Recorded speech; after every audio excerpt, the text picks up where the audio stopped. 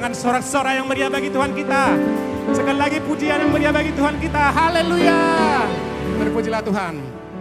Sebelum kita memuji Tuhan, saya mau undang saudara untuk mengatakan 3 kali. Haleluya, haleluya, haleluya. Amin. Saya hitung. 1. Haleluya, haleluya, haleluya. Berikan kemuliaan bagi Tuhan kita.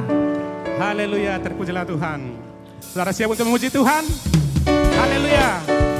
Kita yang telah ditebus Tuhan, bersuka cita bagi Tuhan. Haleluya.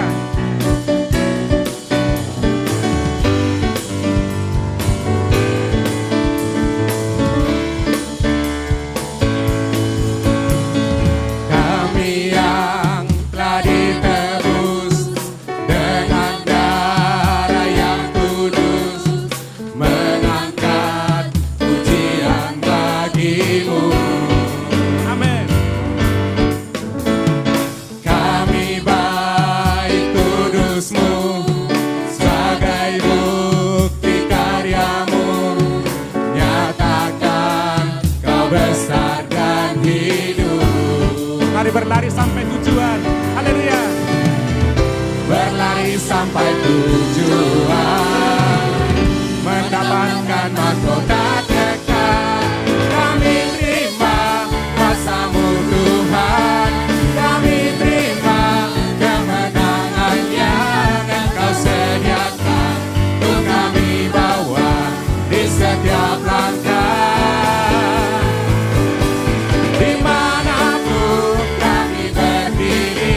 Kemanapun kami kan pergi, di situ pasti mujizat-Mu terjadi. Yang bersuka cita berikan tepuk tangan bagi Tuhan. Haleluya.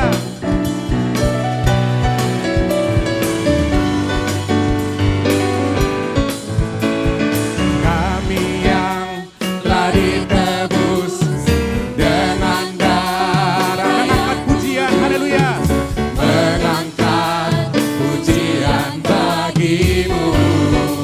Kita yang telah ditebus, haleluya. Kami baik kudus-Mu, sebagai bukti karya-Mu, nyatakan Kau besar dan hidup. Mari berlari sampai tujuan, haleluya. Berlari sampai tujuan, mendapatkan mahkota. Mari terima, haleluya. Kami terima kuasa-Mu Tuhan, kami terima kemenangan yang Engkau sediakan untuk kami bawa di setiap langkah. Dimanapun kami berdiri, haleluya. Kemanapun kami kan pergi, di situ pasti mujizat-Mu terjadi. Haleluya. Yang bersuka cita berikan sorak-sorai bagi Tuhan kita. Berkat Tuhan telah tercurah bagi kita.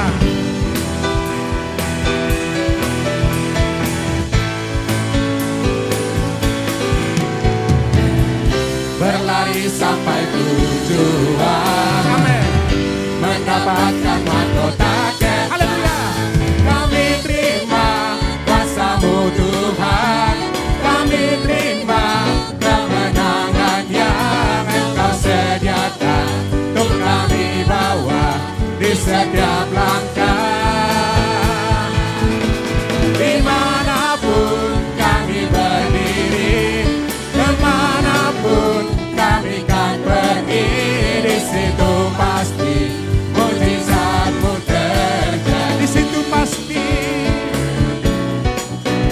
di situ pasti mujizat-Mu. Katakan, di sini pasti mujizat terjadi. Haleluya. Di sini pasti mujizat-Mu terjadi. Haleluya, terpujilah Tuhan. Di sini mujizat Tuhan pasti terjadi. Amin. Haleluya. Saudara masih mau memuji Tuhan? Haleluya. Mari sekali lagi berikan sorak-sorai bagi Tuhan kita. Haleluya. Kasih setia Tuhan besar dalam setiap kehidupan kita. Ajar kami berdiam diri Tuhan di hadapan-Mu. Haleluya.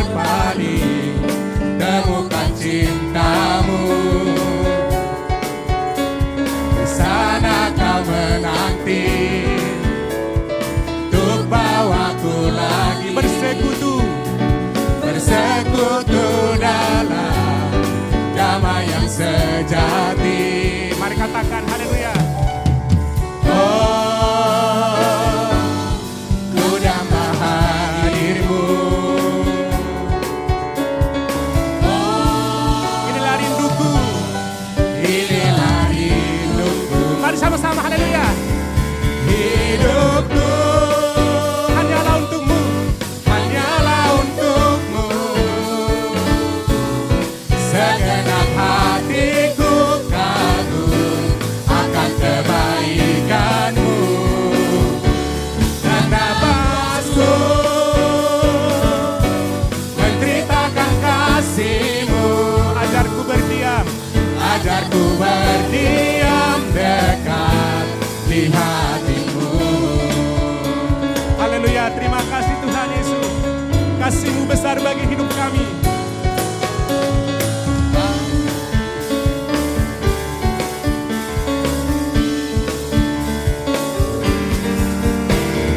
Ajarku berdiam, amin, dekat di hatimu. Di saat ku berpaling, temukan cintamu. Di sana kau menanti untuk bawaku lagi bersekutu, bersekutu dalam damai yang sejati. Mari katakan haleluya. Oh, ku dapat hadirmu. Oh, inilah rinduku, inilah rindu. Sama-sama haleluya. Hidupku hanyalah untukmu, hanyalah untukmu. Segenap hati kami Tuhan, segenap hatiku kagum akan kebaikanmu. Dan nafasku menceritakan kasihmu. Ajarku berdiam dekat di hatimu. Hidupku, haleluya. Hidupku, haleluya, hanyalah untukmu. Segenap hatiku kagum akan kebaikanmu. Dan nafasku menceritakan kasihmu. Ajarku berdiam dekat di hatiku. Mari sempat berkatakan hidupku, hidupku, amin, hanyalah untukmu. Segenap hati kami Tuhan, segenap hatiku kagum akan kebaikanmu. Dan nafasku menceritakan Tuhan, menceritakan kasih-Mu Tuhan, kebaikan-Mu. Ajarku berdiam dekat di hati. Lebih sebelah katakan hidupku, haleluya. Hidupku hanyalah untukmu, hanyalah untukmu. Segenap hatiku kagum akan kebaikanmu. Dan nafasku menceritakan kasih-Mu. Ajarku berdiam dekat di hati. Sekali lagi, disebut lagi, katakan hidupku, haleluya. Hidupku, amin, hanyalah untukmu. Segenap hatiku kagum akan kebaikanmu. Dan nafasku menceritakan kasih-Mu. Ajarku berdiam dekat di hati. Ajarku berdiam dekat, haleluya. Ajarku berdiam dekat di hati. Katakan sekali lagi, haleluya. Ajarku berdiam dekat di hatimu. Haleluya, terpujilah Tuhan. Silakan duduk Bapak Saudara.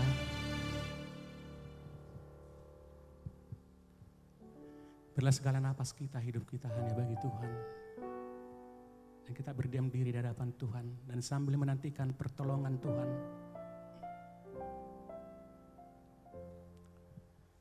tetap berdiam diri di hadapan Tuhan sambil menantikan pertolongan Tuhan.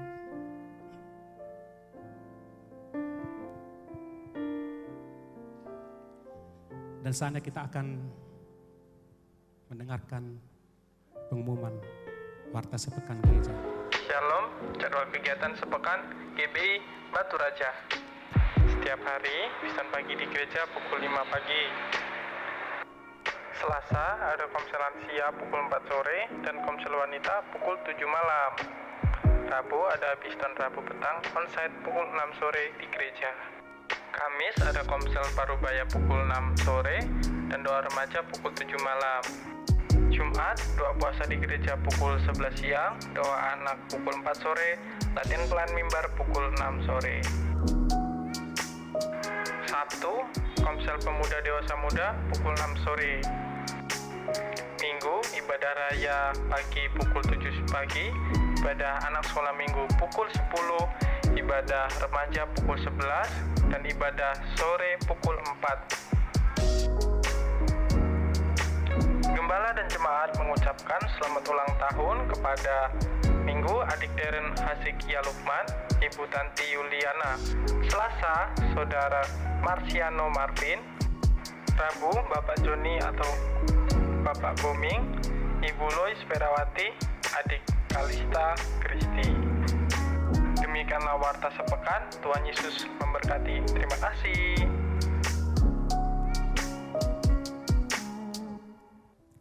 Puji Tuhan Bapak Saudara kasih dalam Tuhan. Kita dalam hadirat Tuhan. Sebelum kita masuk untuk mendengarkan kebenaran firman Tuhan pagi hari ini yang dibawakan oleh hamba-Nya. Apapun setiap pergumulan masalah hidup kita, Dialah penolong yang setia dalam setiap kehidupan kita. Kadang dalam hidup kita, apa yang kita bayangkan tidak seperti kenyataan yang terjadi, yang kita terima dalam hidup kita. Tapi percayalah bahwa Tuhan Dia Allah yang setia, yang mendengarkan setiap doa kita dan setiap kerinduan hati kita. Dan biarlah firman Tuhan nanti yang menjadi jawaban dalam setiap kehidupan kita. Karena kita tahu Dialah penolong yang setia. Haleluya.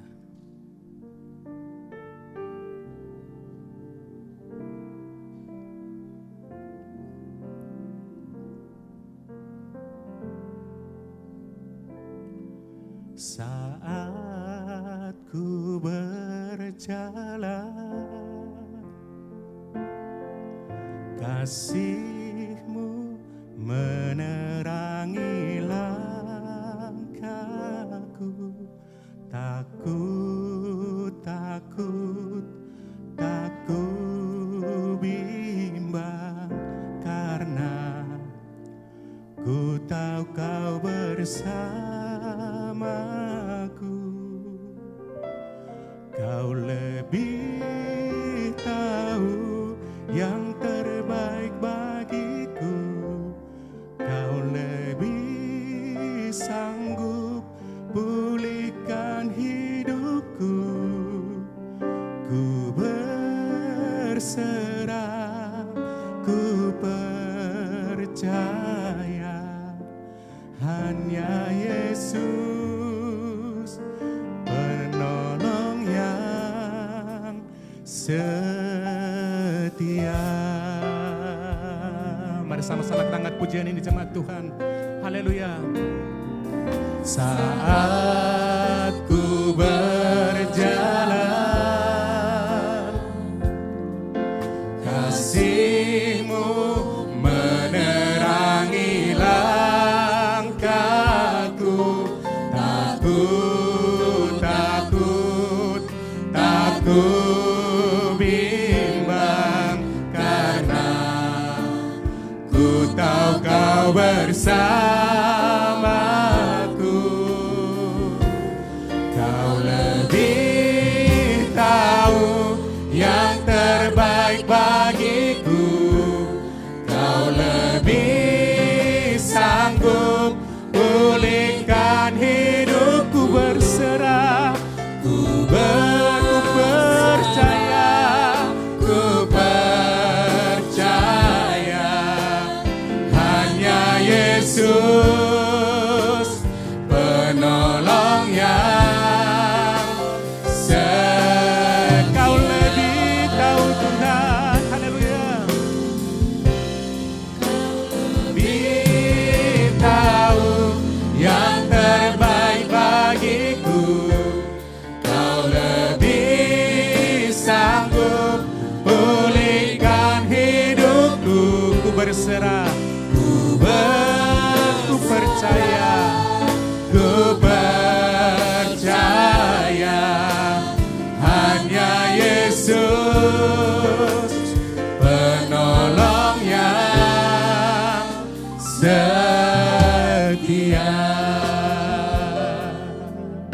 Mari kita angkat lagi dari dalam pujian ini.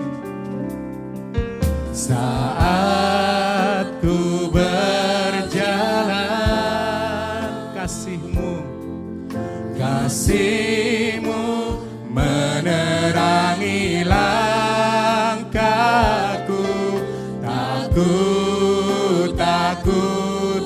Tak ku bimbang, karena ku tahu Kau bersamaku. Mari katakan, Kau lebih tahu yang terbaik bagiku. Kau lebih sanggup pulihkan hidupku. Ku berserah, ku percaya Yesus, haleluya. Hanya Yesus penolongnya. Kau lebih tahu Tuhan, haleluya. Kau lebih tahu yang terbaik bagiku.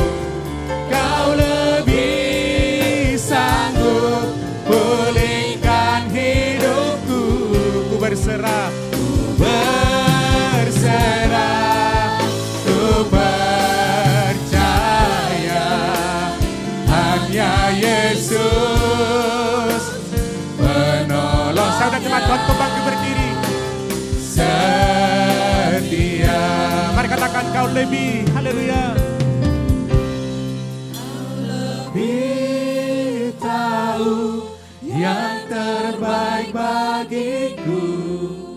Kau lebih sanggup pulihkan hidupku. Berserah, ku percaya, ku percaya.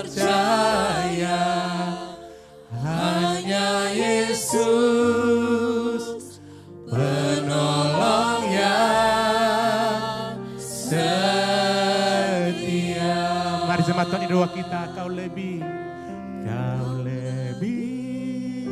tahu yang terbaik. Imani pujian ini saudaraku.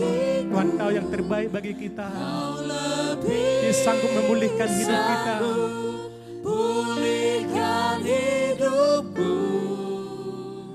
Ku berserah, ku percaya. Hanya Yesus penolong yang setia. Katakan sekali lagi, bersungguh lagi.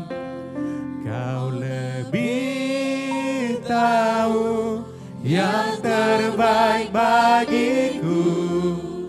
Kau lebih sanggup pulihkan hidupku.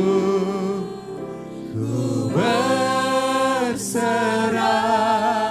ku percaya. Hanya Yesus penolong yang setia. Hanya Yesus, hanya Yesus penolong yang setia. Hanya Yesus penolong, hanya Yesus penolong yang setia.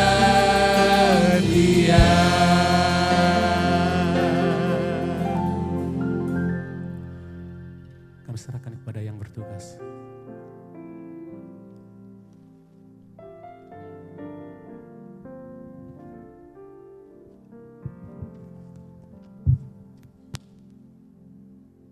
Mari kita bersatu hati untuk pokok doa kita. Biar doa kita pagi hari ini menjadi doa yang betul-betul menjadi doa syafaat yang didengar Tuhan. Karena itu saya berharap untuk kita semua menyatukan hati, berfokus dalam berdoa supaya Tuhan mendengar, supaya Tuhan tergerak akan doa kita. Doa pokok doa kita hari ini, kita berdoa agar para menteri tetap fokus bekerja untuk mengurusi sektornya masing-masing, supaya kinerja mereka tidak teralihkan dengan urusan hal lain di luar pekerjaan dan kementeriannya. Yang kedua, kita berdoa untuk generasi anak, supaya dari masa kecil mereka mengasihi Tuhan melalui program-program gereja maupun orang tua yang mendidik dan membimbing mereka. Mari kita satukan hati, kita berdoa. Tuhan, kami bersyukur, kami berdoa pagi hari ini. Kami berterima kasih buat hadirat Tuhan. Kami berterima kasih untuk kebaikan Tuhan dalam hidup kami. Kami mau bersatu hati dan berdoa untuk para menteri di Republik Indonesia ini, Tuhan. Kami tahu setiap menteri yang sudah terpilih tidak ada yang tidak seizin Tuhan. Tuhan sudah menetapkan dan Tuhan sudah mengizinkan. Dan kami berdoa untuk mereka satu persatu pagi hari ini, Tuhan.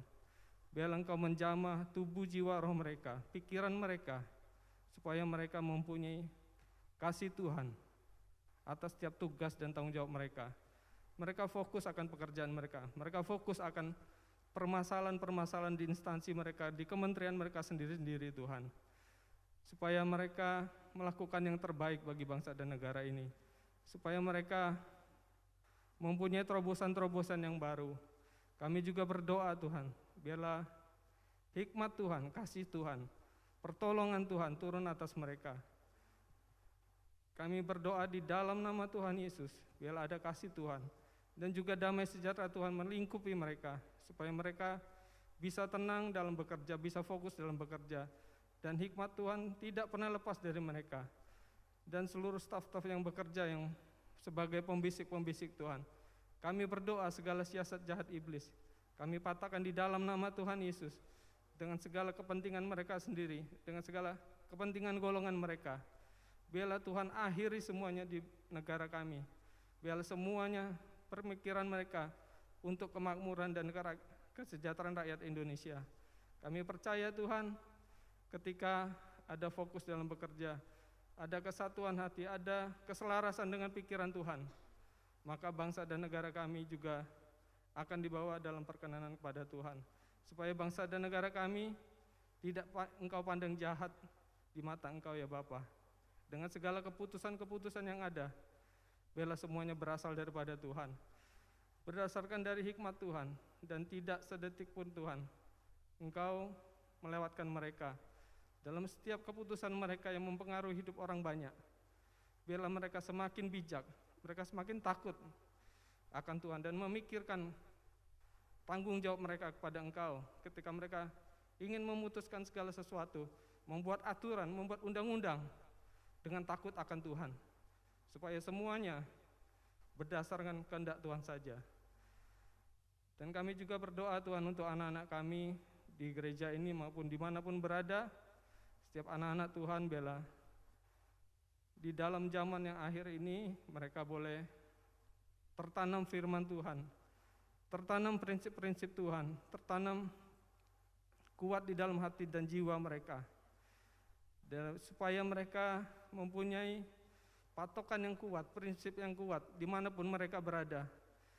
Di dalam hati dan jiwa dan pikiran mereka hanya Yesus Kristus dan tidak ada yang lain. Dan dalam setiap tanduk perbuatan mereka mencerminkan kemuliaan nama Tuhan. Juga kami sebagai orang tua, Tuhan berikan hikmat, kemampuan, marifat, dan kuasa Tuhan yang memampukan kami mendidik dengan baik, mendidik sebagaimana yang Tuhan kehendaki atas kehidupan keluarga kami semua. Engkau pakai seluruh guru-guru sekolah minggu yang mereka selalu menanamkan firman Tuhan, dan juga semua yang bersifat rohani, bersifat kekekalan, bila tertanam dalam hati, jiwa, dan roh mereka. Kami percaya, Tuhan, doa ini kami serahkan di dalam kuasa tangan-Mu, dan kami percaya ketika kami bersatu hati, ada kuasa yang besar bekerja, dan bukan hanya doa yang berkata-kata, tapi kuasa Tuhan yang bekerja. Kami berdoa juga untuk firman Tuhan yang akan disampaikan oleh hamba-Mu. Tuhan memberkati supaya setiap kami juga mendengarkan dengan sepenuh hati, dengan sepenuh jiwa kami, supaya firman-Mu boleh mendidik kami, menegur kami, dan membangun kami semua, supaya hidup kami semakin seiring dan selaras dengan kehendak Tuhan. Apa yang menjadi pikiran Tuhan dalam hidup kami, itu yang kami lakukan. Mampukan kami Tuhan, kuatkan kami ya Bapa. Roh Kudus mau bekerja dan kuasai ruangan ini dengan segenap kuasa-Mu ya Tuhan. Di dalam nama Tuhan Yesus kami berdoa. Haleluya. Amin.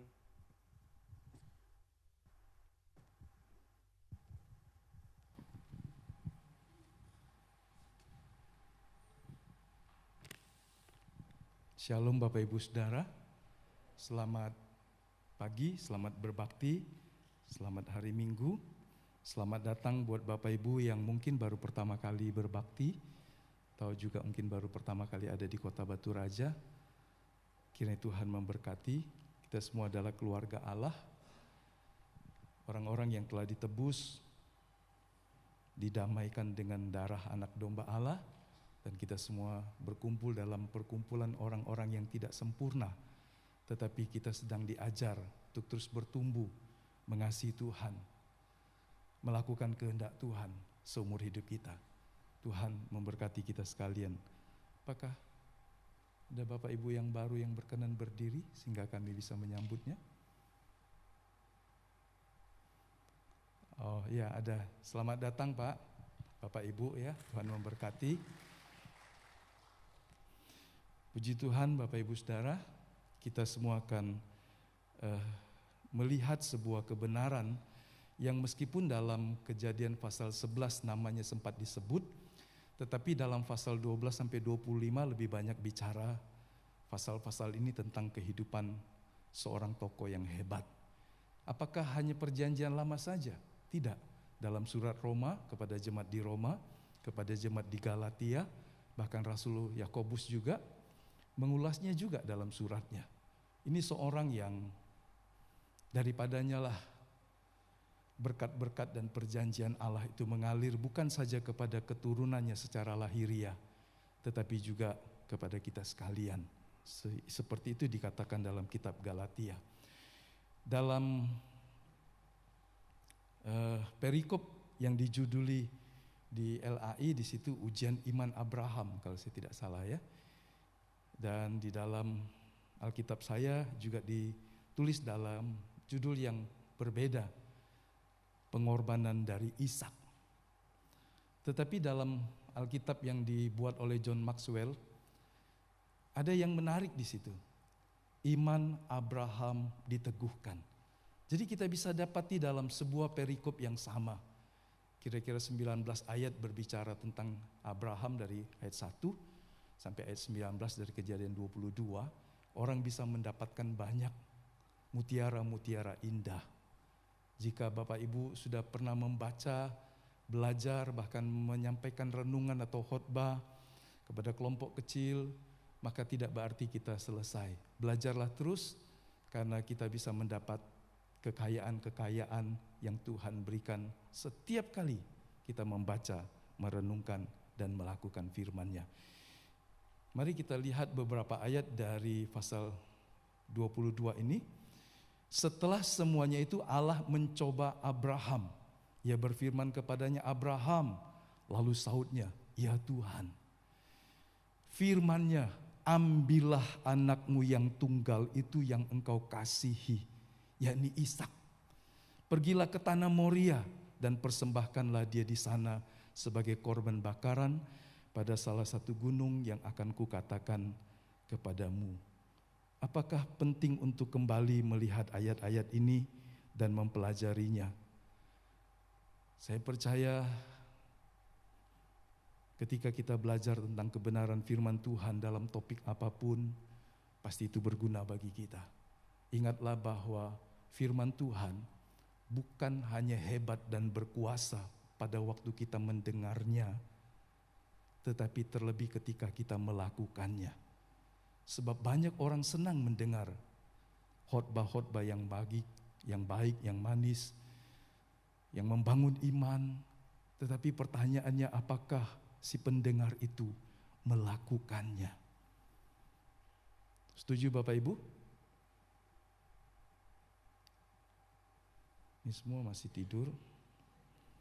Ya, mendengar itu sebuah langkah awal yang baik. merenungkannya juga bagian berikutnya. Tetapi yang paling dahsyat adalah ketika Anda bersama-sama melakukannya. Ketika orang melakukan firman Tuhan dalam hidupnya, betapapun tidak mudah, bahkan mungkin terasa mustahil, di saat itulah kita melihat kuasa dan penyertaan Allah berlaku. Seperti itu juga dalam hidup Abraham. Beberapa contoh atau prinsip di sini kita bisa melihat prinsip ujian atau hukum dari sebuah korban. Selalu ada harga mahal yang harus dibayar, dan kita bisa melihat itu dalam hidup Abraham secara keseluruhan maupun dalam 18-19 ayat ini. Waktu Tuhan dalam ayat yang pertama meminta dia untuk mempersembahkan putra tunggal kesayangannya. Ini ada satu ujian yang besar dan berat. Nanti kita melihatnya.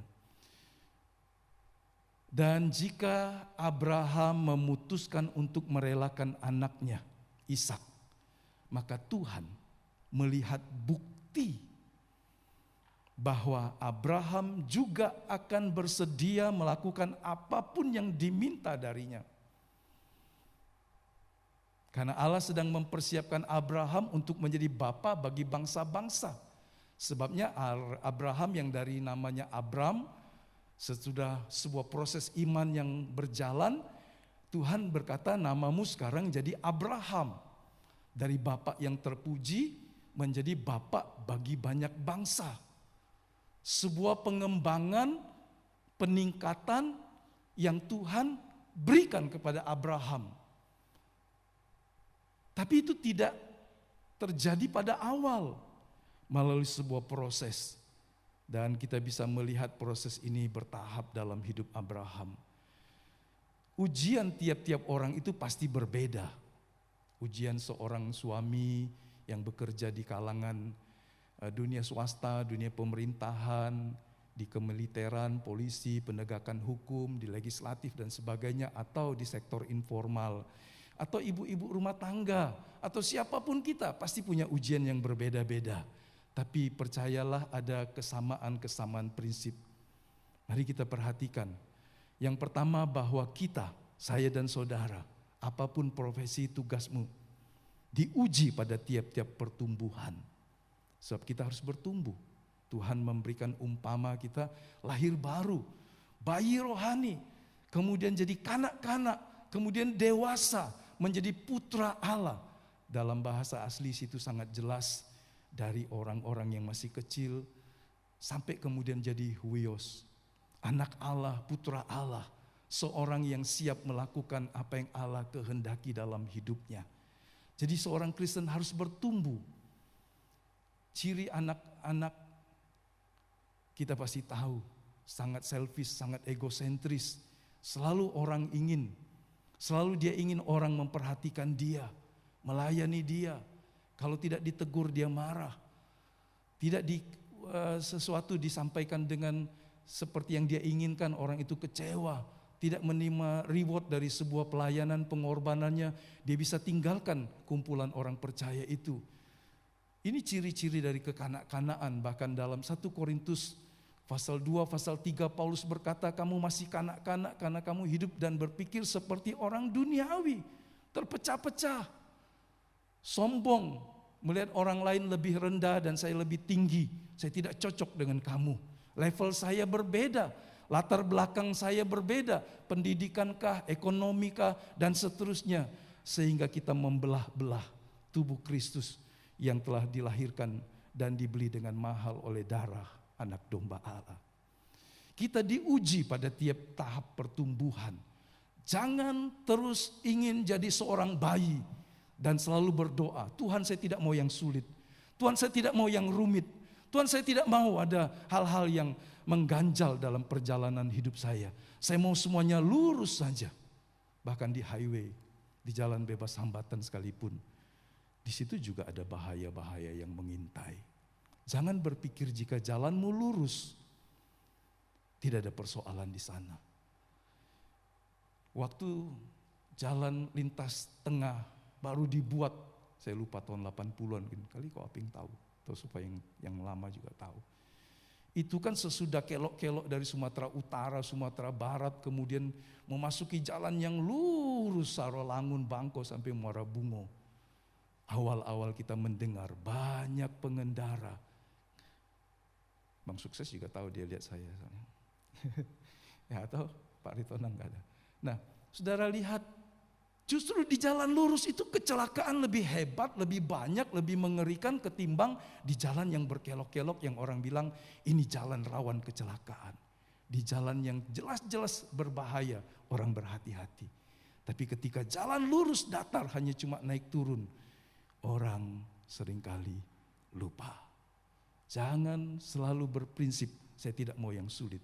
Kalau Allah merancang sebuah kurikulum dalam tanda petik, untuk membuat kita jadi kuat dan bertumbuh jadi dewasa dalam Tuhan, Anda harus berkata seperti seorang dokter misionaris yang diutus Tuhan ke Afrika yang gelap. Tanggungkanlah ke atasku beban seberat apapun, asal Tuhan kasih saya kekuatan untuk memikulnya. Ini sikap doa yang benar. Ini gambaran dari orang-orang yang bisa mempengaruhi orang lain, menjadi berkat, membawa terobosan.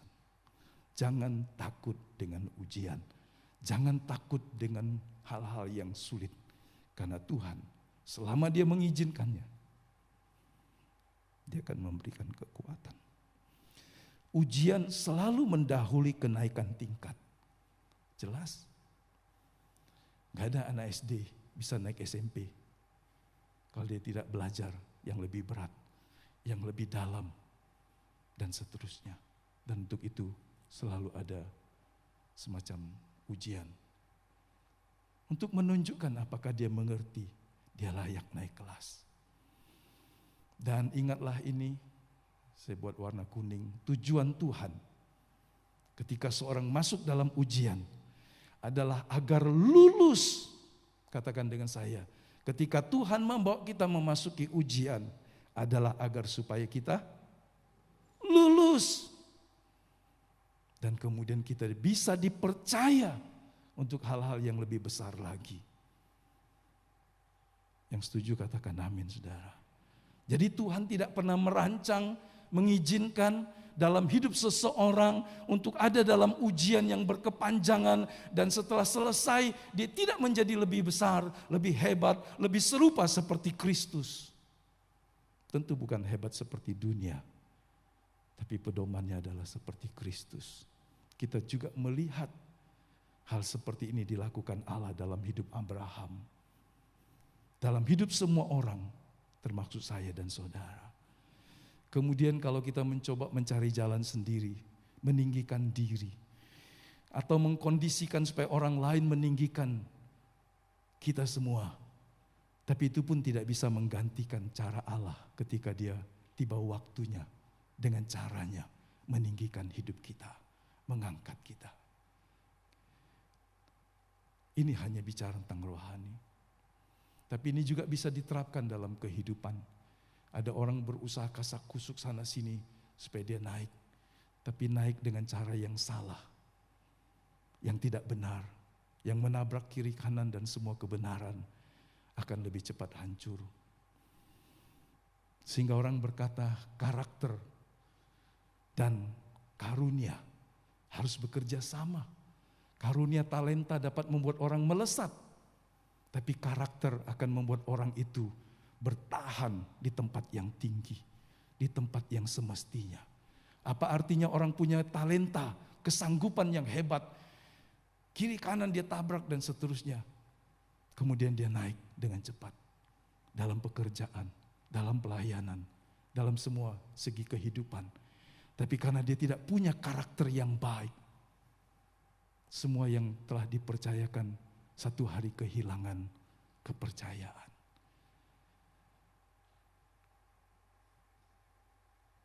Tapi peningkatan kualitas, ingatlah, selalu butuh pengorbanan.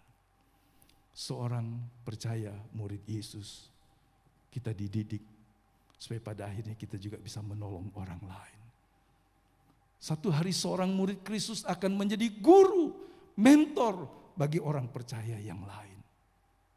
Itulah yang menjadi dorongan kerinduan saya, kesepakatan kita.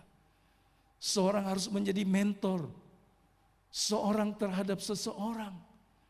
Supaya kita juga sementara dimentor oleh orang yang lebih dewasa, kita juga bisa mementor orang lain. Jangan berhenti hanya pada dirimu. Anda bisa melihat anak-anakmu, Anda bisa melihat istrimu, Anda bisa melihat staf dalam pekerjaanmu, Anda bisa melihat teman-temanmu. Mereka bisa menerima banyak hal melalui kehidupan yang dibagikan. Mari kita menyadari Tuhan ingin kita terus mengupgrade diri kita, meningkatkan kualitas hidup kita secara rohani, makin mengerti kehendak Allah dan melakukannya dan membagikannya. Semakin penuh hidup seseorang, semakin banyak yang bisa mengalir keluar. Orang yang kosong, apa yang bisa dia bagi? Anda nggak bisa mengeluarkan air dari keran yang kosong, dari tandon toren yang kosong. Anda tidak bisa mengharapkan keluar dari dispenser air dingin atau panas dari galon yang kosong. Tapi air yang penuh meluap dengan sendirinya. Apa yang meluap dari dalam hidup dan hati pikiran kita? Kalau itu hanya hal-hal duniawi, hal-hal yang kosong, hal-hal yang sementara, hal-hal yang satu hari tidak berguna di dalam kerajaan Allah. Setiap kali bicara tentang cuma makan, minum, uang, pakaian. Hal-hal yang selalu hanya ada di bumi ini. Dia tidak menggunakan kesempatan hidupnya untuk diisi dengan perkara-perkara surgawi yang kekal. Sehingga kalau Anda ngobrol dengan orang tertentu, topiknya hanya berkisar tentang kesulitan rumah tangga, keinginan-keinginan diri yang tidak terpenuhi, rencana-rencana hal-hal yang mungkin hanya memuaskan keinginan, yang membutuhkan biaya banyak, persiapan banyak dan seterusnya, tapi hasilnya tidak ada. Maksudnya berdampak kekal, sangat sedikit. Tapi kalau Anda bicara dengan orang yang di dalam hati dan pikirannya dipenuhi dengan firman, hikmat dari Allah, dia bisa jadi berkat. Dalam kesulitan dia tidak selalu harus ngomel, komplain, atasan, kiri kanan dan seterusnya. Dunia sedang memasuki masa yang sukar.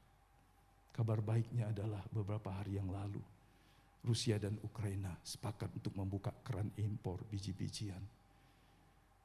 Bisakah kita membayangkan Amerika yang disebut negara yang tadinya makmur, per kapita pendapatan penduduknya sangat tinggi, tapi kelaparan. Mereka tinggal banyak yang tunawisma di jalan-jalan.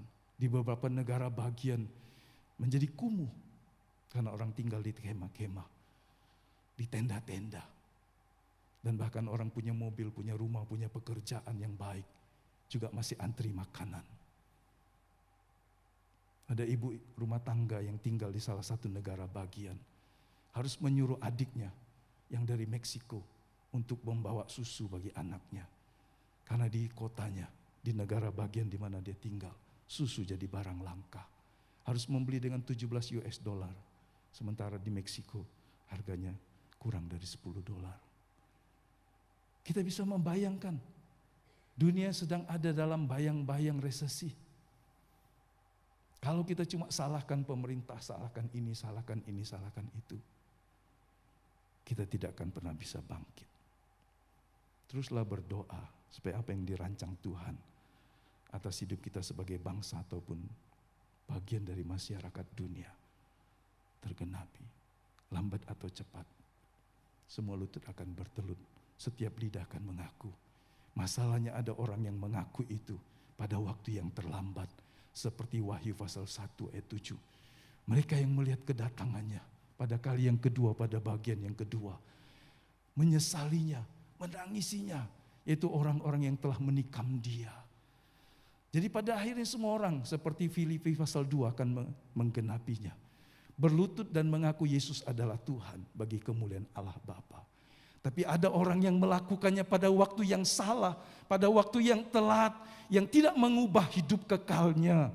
Karena dia mengakui pada saat semua kasih karunia yang tersedia di dalam pendamaian oleh darah Yesus telah selesai. Banyak orang menyesal pada akhirnya dan baru mengakui sebuah kebenaran.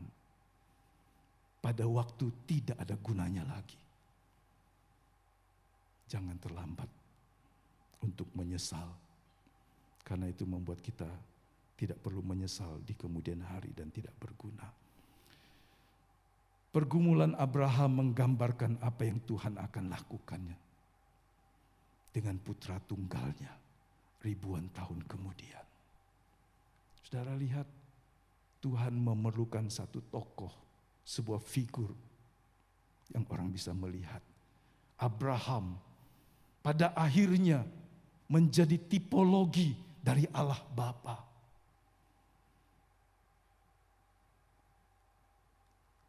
Saya akan membahasnya lagi di sini. Ujian yang diterima, dialami Abraham di sini adalah krisis besar. Tapi ini juga sekaligus puncak dari sejarah hidup Abraham sejak dia mengenal Tuhan. Allah telah mempersiapkan Abraham sebelumnya waktu dia baru umur 75 kira-kira. Pasal 11 dari kitab Kejadian dan pasal 12 menceritakannya. Masih muda ya, baru 75 tahun. Dia baru punya istri, ikut bapaknya. Bapaknya ajak dia keluar merantau ke Haran, kemudian bapaknya mati. Dan di situ Tuhan memanggil dia. Dan dia telah mematuhi panggilan Tuhan kepada satu-satunya tujuan tertinggi dalam panggilan itu, yaitu dibenarkan oleh iman. Tema dibenarkan oleh iman sesungguhnya telah ada sejak dari peristiwa Allah memanggil Abraham. Jadi ini bukan sebuah hal yang baru yang disampaikan Rasul Paulus dengan sistematis dan teliti kepada jemaat di Roma maupun di Galatia.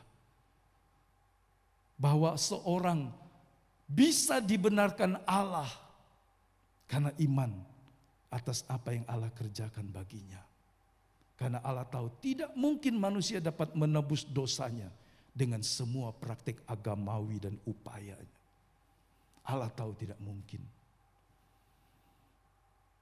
Kemudian dalam perjalanan orang-orang Yahudi kemudian terjebak dengan legalisme. Ada 613 hukum yang mereka harus taati untuk jadi baik dan berkenan dan sempurna. Saudara bisa bayangkan 613 hukum kira-kira. Di dalamnya ada perintah dan larangan. Perintah adalah apa yang harus mereka lakukan. Dan larangan adalah apa yang mereka harus jauhkan. Saudara bisa bayangkan. Anda bisa melanggar tanpa Anda tahu. Dan secara hukum Anda bersalah. Contohnya Anda gak bisa keluar dari rumah dengan tidak bawa apa-apa. Semua naik sepeda motor. Tidak pakai helm. Motornya tidak hidup lampunya. Tidak ada tanda belok kiri, belok kanan. Tidak punya SIM, tidak punya STNK dan sebagainya. Oh ya, motor yang mati 2 tahun akan dihapuskan datanya. Motor kita, motor saudara. Motor orang yang menunda atau mobil yang gak bayar pajak 2 tahun akan jadi motor bodong.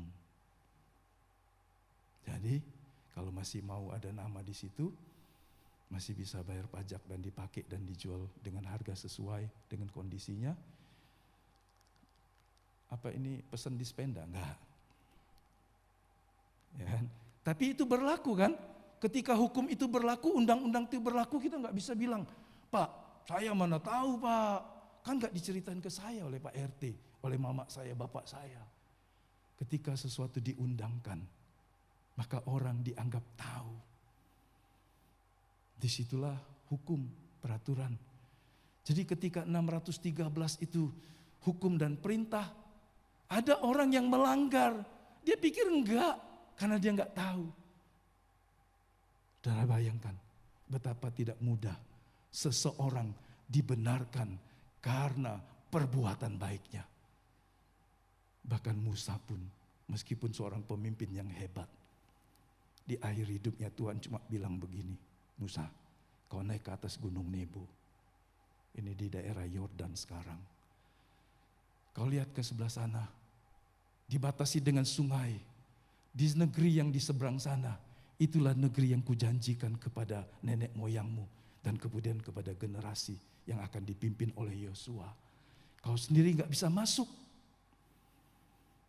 karena kau melanggar kekudusanku.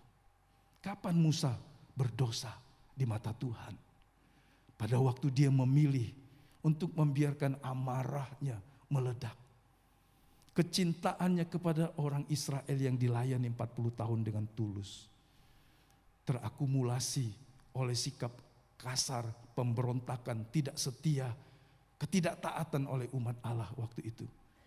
Sehingga Musa berkata, kamu ini 40 tahun sudah melihat semua kebaikan Tuhan, masih bandel, masih keras kepala. Ada kesulitan sedikit merajuk, mogok, bikin sesuatu demo, menentang Tuhan dan seterusnya. Lihatlah ini gunung batu dan kemudian dia pukul 2 kali dengan tongkatnya. Air keluar juga dari gunung batu itu. Tapi Tuhan memandang Musa bersalah. Dengarkan pemazmur di kemudian hari menceritakan kisah ini dalam narasi yang lain.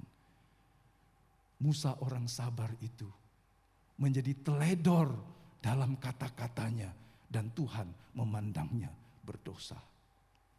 Kadang kita terbawa emosi dan kita lupa ngomong kita teledor.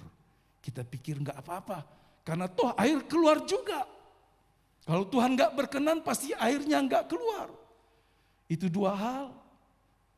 Karena itu kebutuhan dan karena Allah yang menjanji Allah akan memberikan air itu. Tapi di satu sisi Musa bersalah karena melampaui perintah Tuhan. Tuhan cuma berkata, katakan. Tapi dia memukulnya.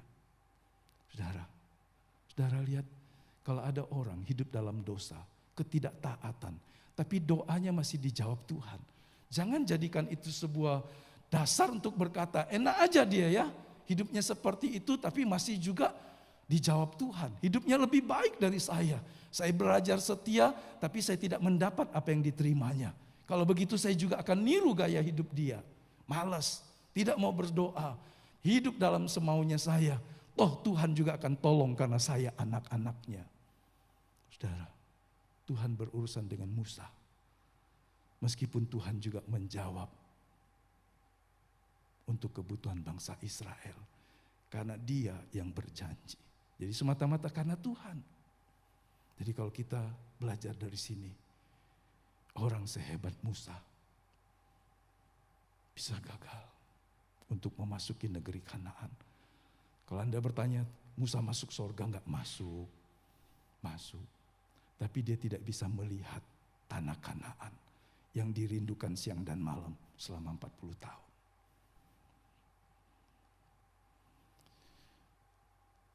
Saudara, Tuhan mempersiapkan Abraham untuk menerima pembenaran karena iman. Untuk menjadi penyembah Sang Pencipta langit dan bumi dan semua isinya. Dari latar belakang seorang penyembah berhala, banyak dewa, banyak Allah, dipanggil menjadi penyembah Allah yang satu-satunya. Itu sebuah perubahan hidup yang luar biasa. Dan kemudian Tuhan mengizinkan keterlambatan dalam penggenapan janjinya. Kalau kita nunggu 1 jam kita rasa bosan. Nunggu 1 hari kita sudah mulai gelisah. Nunggu 1 bulan kita mulai kehilangan konsistensi kita. Nunggu 1 tahun. Siapa yang masih tetap setia dan sama setelah menunggu 1 tahun dan tidak ada perubahan. Tidak ada tanda-tanda. Abraham menunggu berapa lama Bapak Ibu? Ada yang mau menjawab? Boleh saya dengar di sini? Tuhan terlambat dalam tanda petik. Atau Tuhan lambat menjawab janjinya kepada Musa. Sampai berapa lama?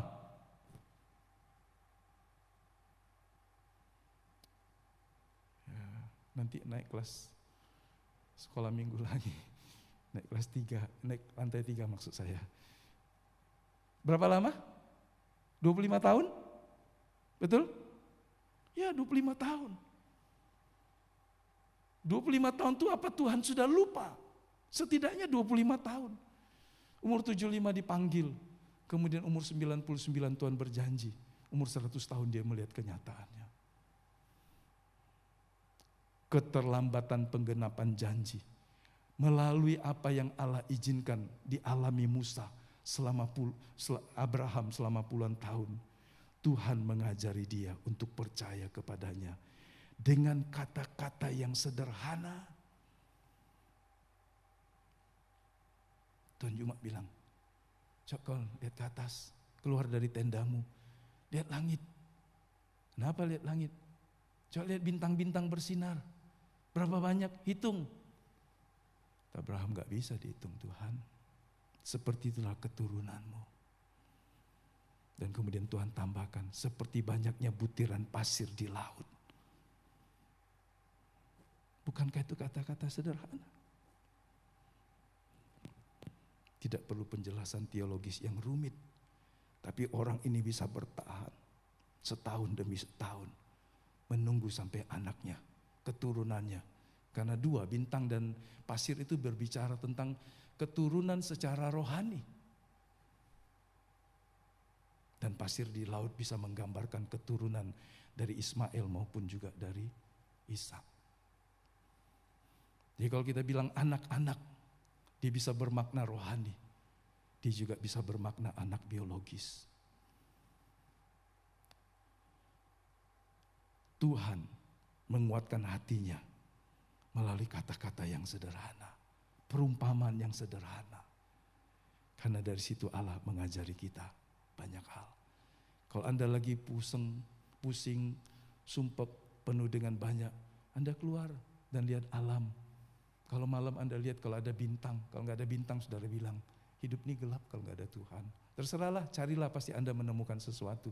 Roma pasal 1 berkata, dari semua ciptaannya, Anda lihat ikan, Anda lihat burung, Anda lihat makhluk-makhluk yang kecil, Anda lihat semut, dari situ kata Amsal, Anda bisa belajar tentang Tuhan. Jadi kalau orang berkata, aku nggak bisa belajar tentang Tuhan kalau nggak buka Alkitab, benar. Tapi itu juga salah. Anda bisa belajar tentang Tuhan dari kehidupan sehari-hari. Dan Anda diteguhkan dan diajarkan untuk lebih benar dalam prinsip-prinsip dan tata kelolanya ketika Anda belajar dari firman Tuhan, Alkitab. Sebagai orang yang dilahirkan kembali oleh imannya, Abraham telah dibawa ke dalam perjanjian Allah. Di umur yang tua, dia diperintahkan untuk hidup dalam kekudusan dan ditandai dengan sunat.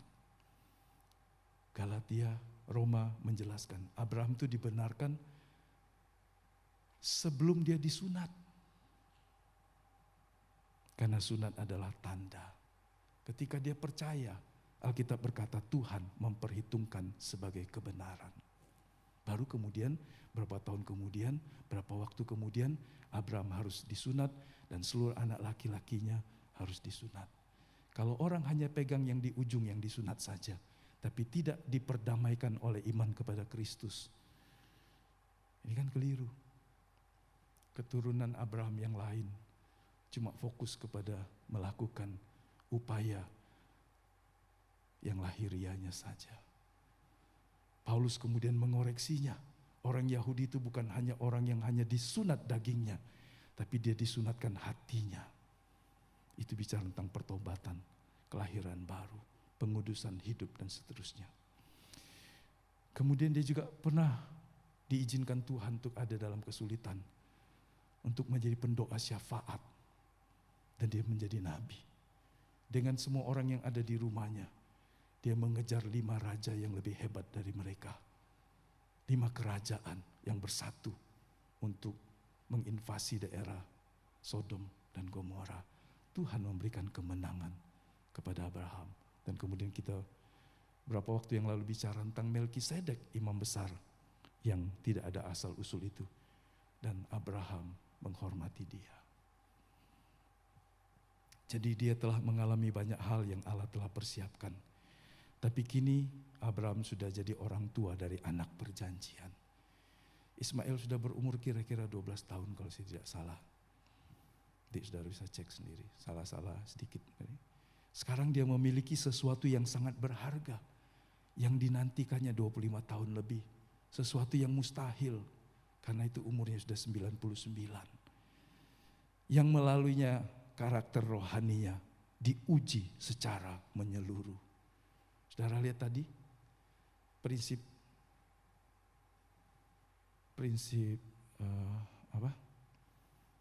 hukum korban, hukum ujian, prinsip ujian. Setiap kali Tuhan mau bawa kita naik lebih tinggi, kita harus memasuki situasi ujian. Pasti lebih berat, pasti lebih dalam. Dan Abraham juga begitu. Waktu dia sudah memiliki yang sangat berharga, Tuhan kemudian mengujinya dengan hal yang menurut saya yang paling besar. Sejak saat dia percaya kepada Tuhan, ciri-ciri kemiripannya dengan Tuhan telah semakin bersinar.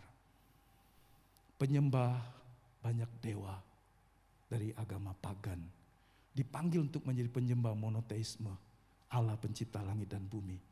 Abraham harus menanggalkan cara-cara praktik agamawi bangsanya di Ur Kasdim. Ini sebuah proses perubahan yang juga dialami oleh Ruth, wanita Moab itu. Ini seperti kita semua, dari orang yang tidak mengenal Allah, dipanggil keluar dari kegelapan menjadi anak-anak Allah, masuk ke dalam terangnya yang ajaib. Hidupnya semakin bertambah, kemiripan dengan Tuhan semakin terlihat. Satu hari kita, Anda dan saya, diukur dengan keserupaan dengan Yesus. Camkan ini saudara. Anda tidak perlu serupa dengan pendeta besar, orang hebat dan seterusnya. Anda sedang dipersiapkan Tuhan supaya karakter dan keserupaan dengan Kristus semakin nyata dalam hidup kita. Amin. Sehingga visi kita adalah menjadi serupa seperti Yesus. Dalam hal apa? Karakter, kesetiaan, ketaatan, kesucian, kemurahan hati dan semua yang ada di dalam Kristus semakin hari semakin bertambah. Jadi kalau orang Kristen semakin hari semakin bertambah serupa dengan gambar anaknya, maka dia sedang menjalani sebuah proses pertumbuhan yang indah, menyenangkan Tuhan. Abraham terlihat kegelapan sifat lamanya kian memudar. Kemerdekaan dari dosa yang terus dibentuk Tuhan. Kesucian hidup, kebaikan hati, dan kasih seorang ayah.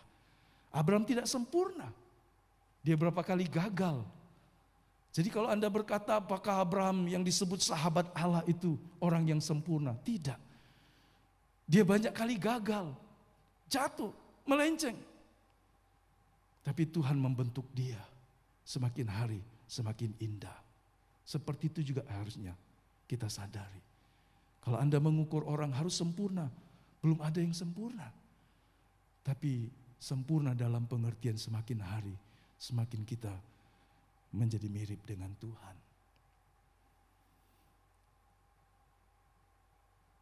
Kata teleos dari Injil Matius yang Tuhan berkata, hendaklah kamu sempurna seperti Bapamu di sorga. Dijelaskan dari sisi yang lain oleh seorang Rita Wahyu. Berarti mengerjakan dengan tuntas. Kalau kita ditugaskan, kalau kita melakukan sesuatu seperti Bapa, tuntas. Kalau Anda mengiring Tuhan, melepaskan dosamu, tuntas. Jangan hidup di dalam terang Allah tapi masih melakukan hal yang jahat. Menyembah Tuhan, tapi kalau sulit masih tanya, ini telapak tangan saya, ini tanggal lahir saya, gimana jodoh saya, gimana rezeki saya dan seterusnya. Tinggalkan itu saudara. Anda harus tuntas dari kegelapan kepada terang Allah yang ajaib. Dan seterusnya. Yang terakhir ini, ujian yang besar ini, mempersiapkan jalan menuju titik tertinggi keserupaan moral dengan Bapa Surgawi. Kita sedang dibentuk Tuhan menuju ke sana. Siapapun Anda.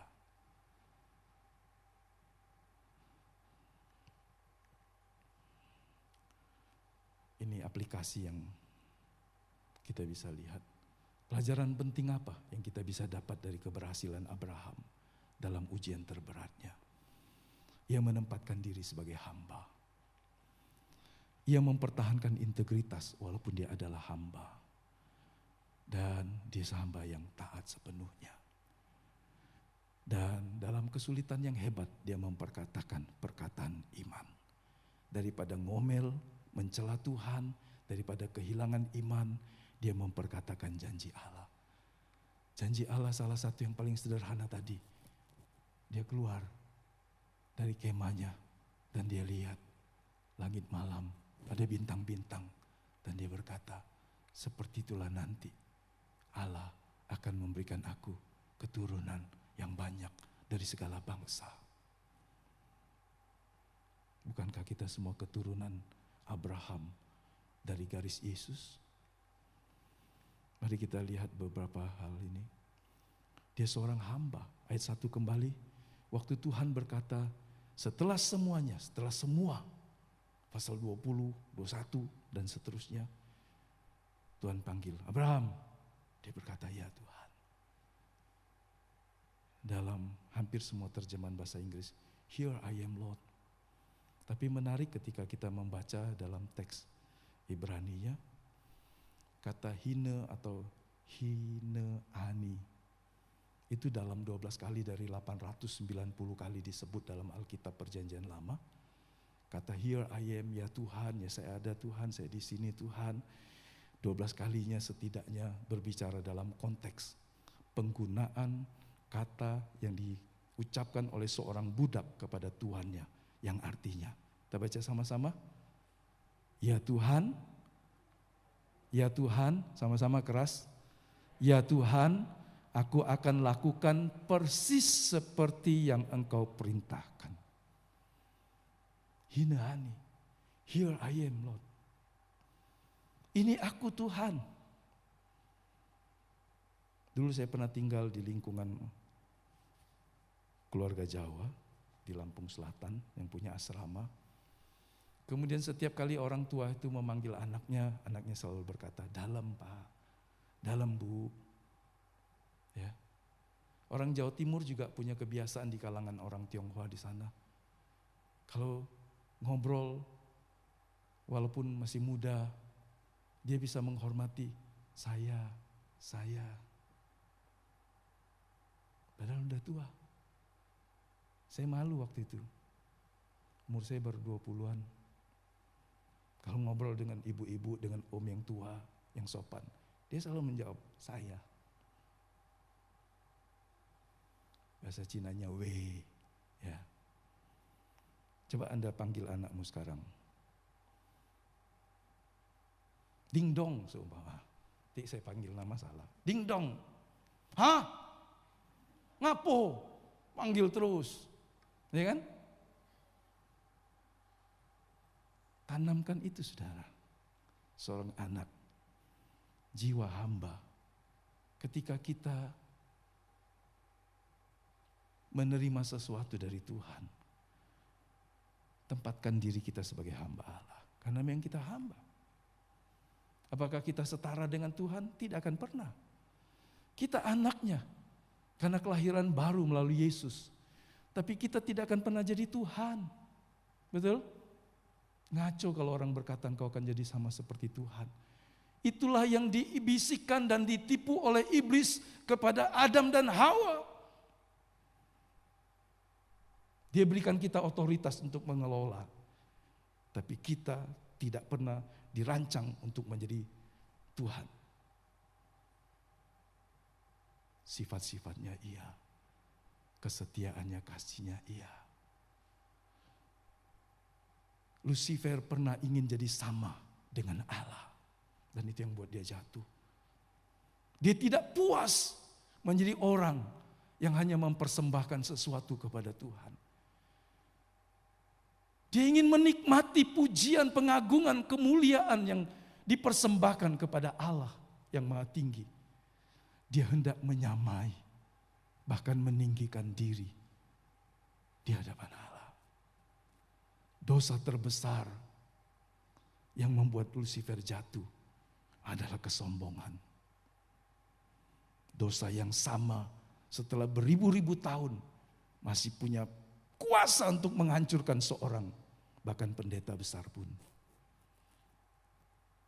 Seorang yang diberkati Tuhan, dipakai dengan Tuhan dalam semua bidangnya. Kalau dia sombong, Amsal berkata, dia sudah mendekati kehancurannya. Bahkan Tuhan berkata, kesombongan adalah kekejian di mata Tuhan. Sebab itu pemberontakan, sebuah usaha seperti kudeta melawan Tuhan. Tapi Abraham, meskipun dia kaya, dia berperang melawan bangsa-bangsa, raja-raja yang menawan Lot. Dia mendapat semua kemuliaan sebagai orang yang hebat. Tapi ketika Tuhan memanggil dia, dia berkata, ya Tuhan, aku akan lakukan persis seperti yang kau perintahkan. Dunia militer masih menggunakan itu, saudara.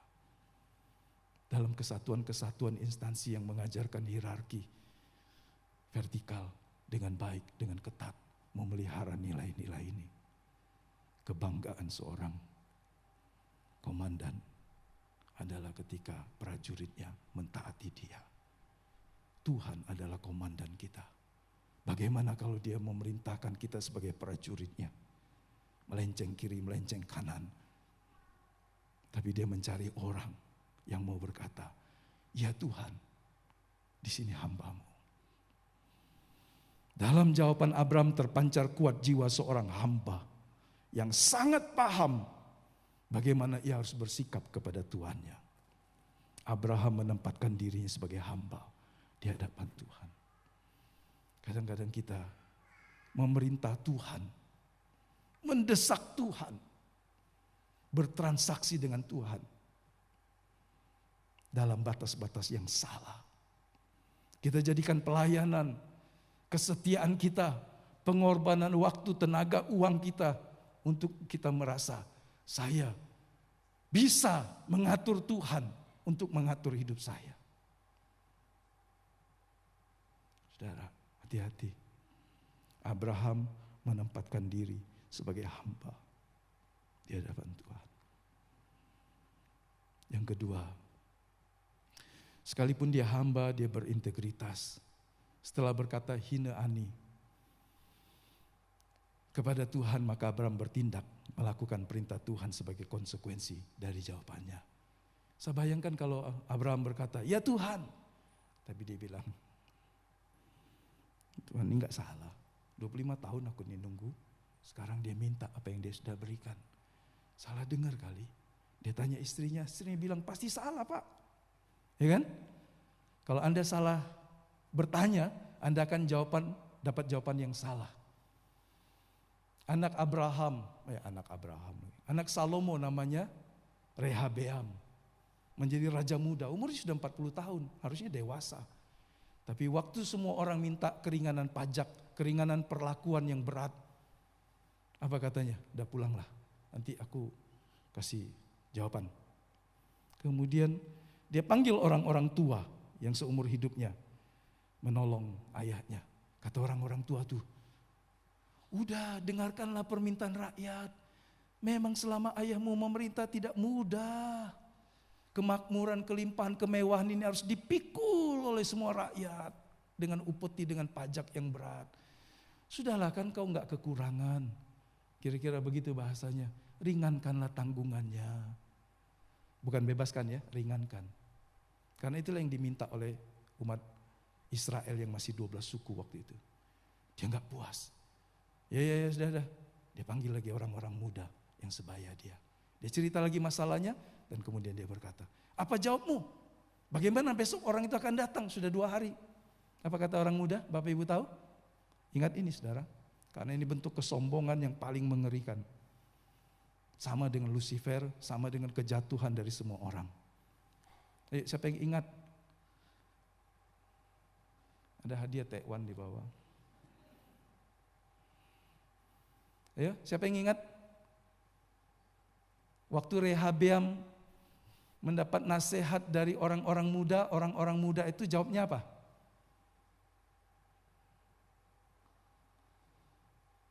Kelingkingku, betul? Lebih besar dari pinggang bapakku. Wah, artinya kalau bapakku menekan kamu dengan pajak, dengan semua keberatannya, aku akan menekan kau lebih berat lagi sampai temehek-mehek. Kalau bapakku mencambuk kamu dengan cemeti biasa, aku akan mencambuk kamu dengan cemeti duri. Ini kan gila, saudara.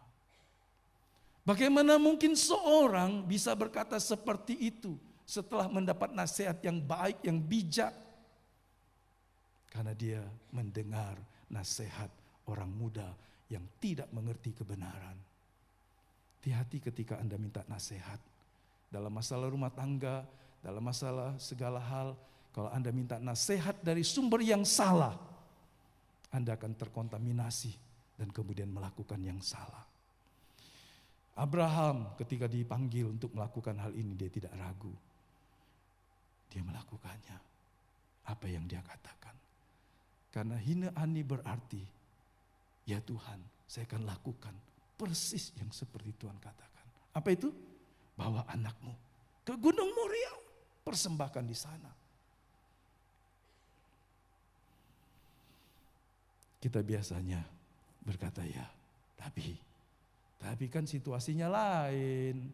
Gak sama dong kamu dengan saya, gak sama dong dia dengan kami. Ya tapi dia taat mutlak. Keesokan harinya pagi-pagi bangunlah Abraham. Dia siapkan kayu, dia siapkan api, dia siapkan keledai, dia panggil 2 orang pegawainya, bujangnya, dan kemudian dia akan pergi ke tempat. Pasti dia siapkan makanan juga. Karena dia tidak tahu berapa jauh Gunung Moria itu, tapi kemudian kita tahu memang tidak dekat. Abraham menunjukkan sikap serius ketika melakukan perintah Tuhan. Kadang-kadang kita pecicilan dalam melakukan perintah Tuhan. Kita masih campur dengan maunya kita. Bengkok sedikit, kan Tuhan sayang saya. Nakal sedikit, tidak disiplin sedikit. Sudah ada kesepakatan, ayo kita doa para pelayan Tuhan. Aku bolos saja.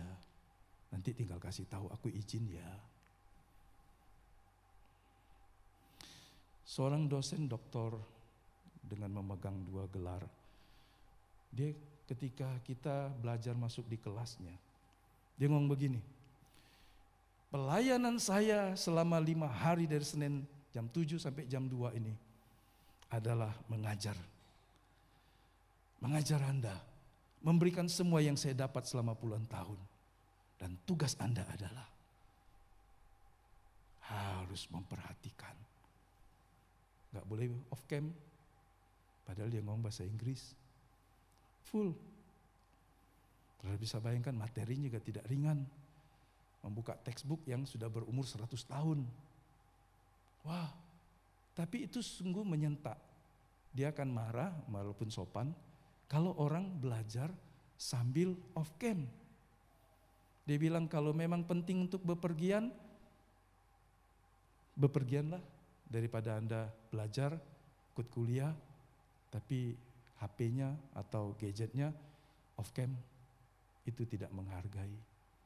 Wah, ini orang Puritan, saudara. Ini bukan orang karismatik. Dia teolog reform. Saudara, kadang-kadang kita tidak serius dalam melakukan kehendak Tuhan. Lihat pagi-pagi benar, dia tidak merasa keraguan dan sikap menunda-nunda. Dia mempersiapkan semuanya. Dia enggak gerasa gerusu dan kemudian di jalan dia bilang, waduh, kan ini mau dikorbankan si Ishak. Cari kayu, tapi udah di jalan. Di rumah ada, dia enggak bawa. Korek. Abraham dulu ngerokok enggak ya? Korek. Pisau. Tapi sudah jalan 2 hari. Dia mempersiapkan semuanya. Tidak ada hal yang membuat dia bisa berkata kepada Tuhan, waduh Tuhan aku lupa, buru-buru sih. Saudara, belajarlah ini. Amin. Anda menangkap dari ini semua? Halo? Anda ingin meningkat lebih tinggi lagi dengan Tuhan? Lebih dalam lagi dengan Tuhan? Pelajari sikap ini. Gak lama, sebentar lagi selesai. Butuh 3 hari perjalanan untuk mencapai tempat yang dimaksud Tuhan. Sampailah mereka ke tempat yang dikatakan Abraham kepadanya. Lalu Abraham mendirikan mezbah di situ, disusunnya kayu, diikatnya Ishak anaknya itu, diletakkannya di mezbah itu di atas kayu api. Sesudah itu Abraham mengulurkan tangannya, lalu mengambil pisau batu untuk menyembelih anaknya. Sampai di sini pasti kita agak sulit memahami konsep ibadah dengan mempersembahkan nyawa. Karena kita tinggal hidup dalam suasana pengertian yang berbeda dengan orang ribuan tahun yang lalu. Tapi pelajari satu hal, untuk Tuhan tidak ada pengorbanan yang terlalu mahal. Paham Bapak Ibu? Kalau Anda tidak setuju karena melanggar HAM dan sebagainya, Anda harus memahami Alkitab dalam tulisan orang yang hidup 3.500 tahun yang lalu ketika memandang Tuhan dan menghormati Tuhan sebagai pemilik kehidupan. Dia siap untuk menyembelih anaknya. Karena itu anak yang ditunggu 25 tahun. Apakah Abraham melakukannya dengan cengengesan? Kalau kita bisa membayangkan, Abraham mungkin begitu semangat. Atau bagaimana? Ayo, satu orang saja. Kalau Anda mau jawab, saya akan lanjutkan. Kalau enggak jawab, saya akan temukan. Tunggu 1 jam. Waktu Abraham berusaha menyembelih anaknya dan anaknya sudah terikat di atas kayu, pisaunya, Abraham gimana ekspresinya? Halo? Ayo dong. Baru aja orang bikin hari raya korban. Ada orang sangat horor menyembelihnya, tapi ada orang yang lain tidak begitu. Ayo saudara, kita akan selesai. Menurut saudara, Abraham ekspresinya seperti apa? Kalau di sebelahnya ngantuk coel ya. Karena saya sudah ngomong panjang lebar. Ya kan? Titik ini hatinya pasti sangat berat, bergumul. Dia cinta anaknya. Dia sayang anaknya. Karena Tuhan juga tahu, dia berkata, persembahkanlah anakmu yang tunggal dan yang kau kasih itu. Dia tidak minta Ismail. Dia minta Ishak yang ditunggunya puluhan tahun. Karena Ishaklah anak perjanjian. Di titik kritis yang berbahaya ini, banyak orang menyerah dan keluar dari jalur ketaatan. Orang berkata, Tuhan mengasihi engkau, tapi kalau engkau minta semuanya, totalitas hidup saya, hati saya, pikiran saya, waktu saya, gak bisa Tuhan. Saya kan juga mau hidup. Saya juga punya keinginan sendiri. Saya juga punya rencana sendiri. Ketika situasi makin kritis dan Allah seolah-olah berdiam diri saja, maka beberapa orang akan berteriak, di mana Tuhan di saat ini? Mengapa dia tidak segera menolong saya? Padahal bila mana di titik paling kritis dalam pergumulan kita, kita tetap taat kepada Tuhan. Baca sama-sama. Itulah saat yang paling dekat dengan keajaiban pertolongan Tuhan.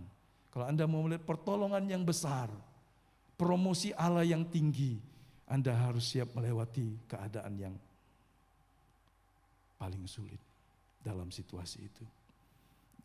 Yang terakhir, Abraham punya perkataan iman. Ini yang sangat menyenangkan hati Tuhan karena Abraham tetap mengucapkan kata-kata penuh iman. Bahkan ketika bujang-bujangnya tanya, ini sudah jalan sekian hari, sekian ini. Abraham sebentar lagi kami sampai itu, di atas gunung itu. Dia bilang begini, kamu gak usah ikut. Tinggallah kamu di sini dengan keledai ini. Aku beserta anak ini akan pergi ke sana. Perhatikan yang saya buat warna kuning. Kami akan sembahyang. Dan sesudah itu aku akan kembali kepadamu. Begitu? Enggak. Aku akan sembahyang. Sesudah itu kami. Kalau ada 4 orang, 2 orang nunggu, 2 orang akan pergi. Kata kami itu kan kata pertama jamak. Abraham tidak berkata, sesudah kami sembahyang, saya akan kembali kepadamu. Kalau saya kembali artinya anaknya mati. Tapi dia berkata, kami akan pergi sembahyang dan sudah itu kami akan pulang ketemu kamu lagi. Wah, bagaimana Abraham bisa punya iman seperti itu? Karena Allah telah melatihnya selama puluhan tahun.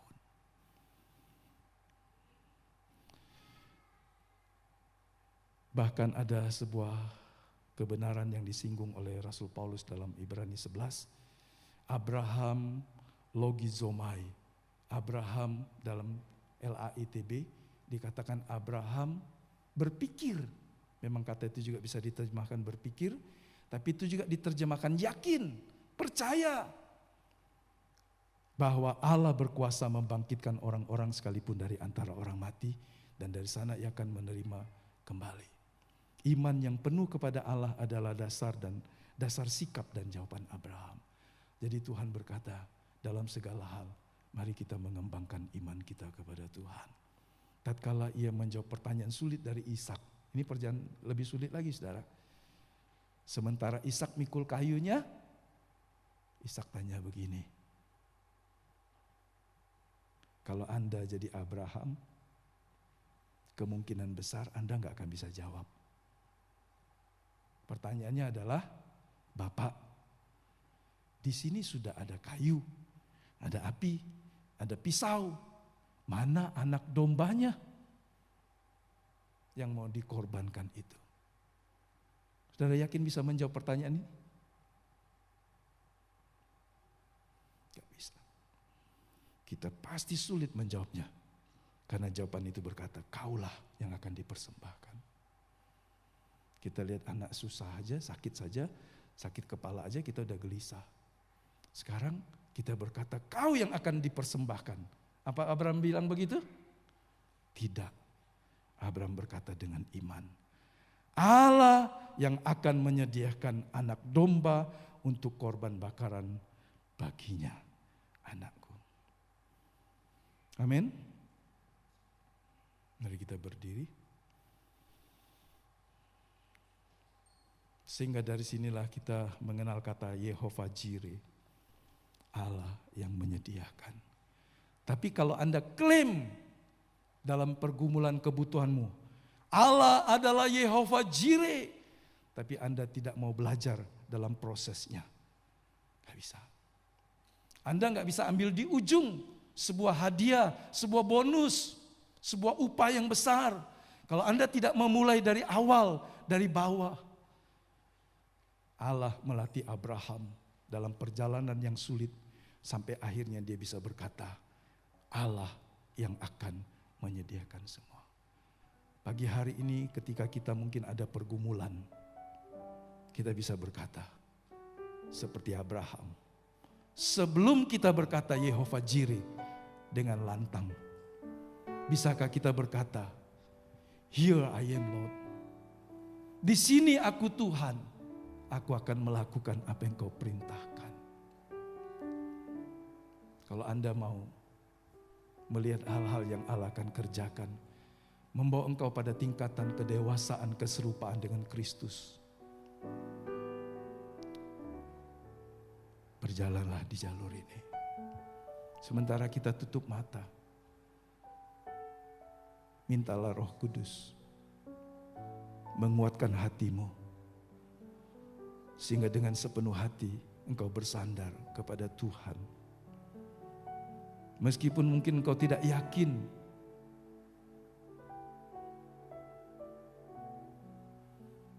dengan kemampuanmu, tapi engkau meyakini Tuhan yang mampu menolongmu dalam masalah rumah tanggamu, dalam masalah kesehatan, pekerjaan, keuangan, dalam studi anak-anakmu. Setiap orang biarlah berkata di hadapan Tuhan pagi hari ini sebelum pulang, ini aku Tuhan, aku mau melakukan apa yang kau perintahkan.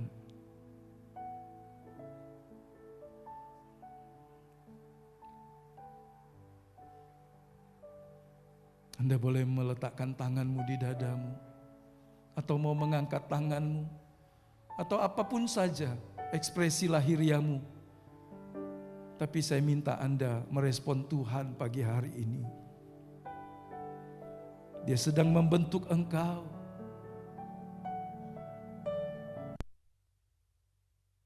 Imanmu kepadanya di saat-saat yang paling sulit, agar engkau tetap bersandar, percaya dan melakukan kehendak-Nya.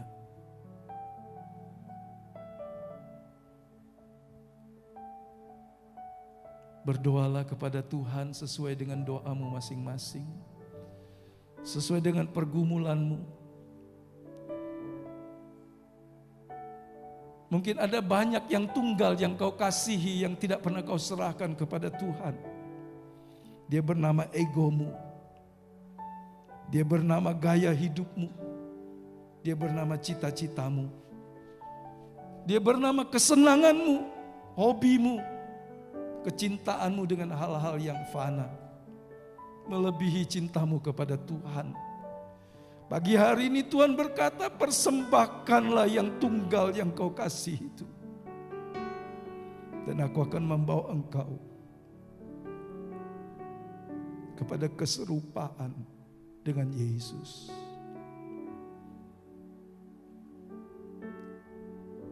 Tuhan, ini doa kami.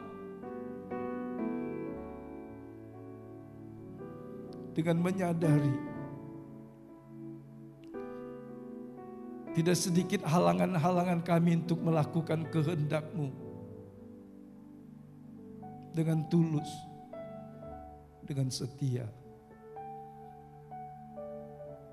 Pagi hari ini bukan hanya kami mengerti, tapi kami ingin melakukannya tanpa syarat, tanpa alasan, karena kami hamba-Mu. Kami telah ditebus, kami telah dikasihi.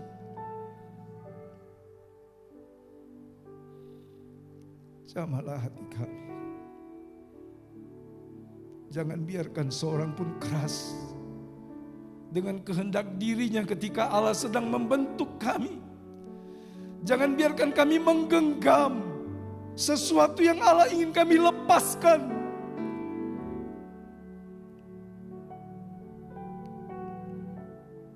Biar kami menggenggam apa yang Allah percayakan kepada kami dan memelihara. Mata hati kami tertuju kepada Tuhan dalam perjalanan menuju kepada panggilan tertinggi, menjadi serupa seperti Yesus. Biarlah di bumi ini kami melakukan semua hal yang menyenangkan Tuhan, berguna bagi banyak orang, bagi keluarga, bagi kawan, kenalan, bagi lingkungan masyarakat, bagi setiap orang yang kami harus bertanggung jawab dan melayani mereka. Tolonglah kami ya Bapa. Inilah doa kami. Terima kasih banyak Bapa. Berkati setiap orang yang mengambil keputusan untuk mengasihi dan melakukan kehendak-Mu dengan segenap hatinya setiap hari. Berkati para pemuji, pemusik, multimedia, tamborin. Berkati Asher, berkati kami semua. Pujian penyembahan bagi Engkau saja Allah di tempat yang Maha Kudus. Demikian juga persembahan-persembahan syukur, persembahan kasih kami, persembahan khusus kami. Semuanya kami persembahkan karena semua datang dari Allah. Dan biarlah itu berguna bagi pelebaran kerajaan Allah. Tidak saja di sini, tetapi di banyak tempat di mana Allah menghendakinya. Terima kasih banyak Bapa. Terima kasih. Dalam nama Yesus kami berdoa.